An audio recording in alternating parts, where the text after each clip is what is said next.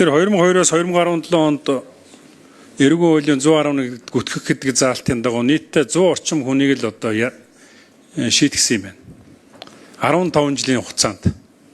Гэтэл 2020-оос 2025 оны хооронд нийтдээ 110 хүнийг 5 жилийн хугацаанд одоо шийтгсэн байгаа нь бол ямар их одоо хүний эрх хэвлэн нийтлэх, үзэл бодлоо илэрхийлэх тэр эрх чөлөө хүмэгдсэн бэ гэдэг нь эндээс харагдаж байгаа.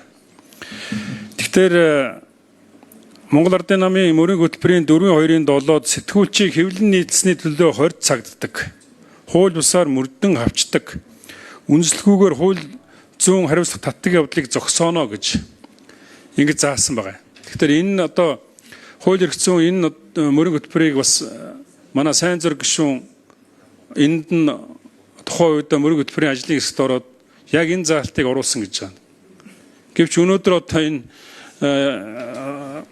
байгаа заалтаар нь бас тодорхой асуудлыг шийдвэрлэж чадахгүй байна л да. Би одоо жишээ нь нэг зүйлийг энэ хуулийн дээр нэг зүйлийг хэлье. Нийтийн албан тушаалтан шүүмжлүүлсэн асуудал дээр тайлбар өгөх үүрэгтэйч сэтгүүлч шүүмжлсээр байвал гэмт хэрэг гэж үйлсэн гэж тооцно гэж. Мэдээж нөгөө нийтийн албан тушаалт чи өөрийгөө өмгөөлж л ярина.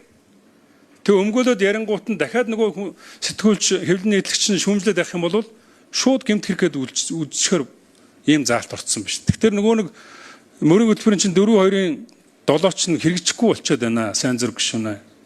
Тийм учраас энэ дээр одоо 785 хоног үлдэж байна. Мөрийн хөтөлбөр чинь хэрэгж дуусахад.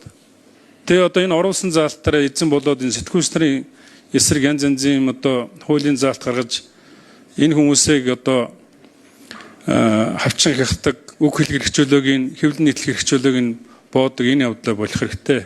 Тэрний төлөө ажиллаарай гэж эрхэм гишүүн зөвлөе.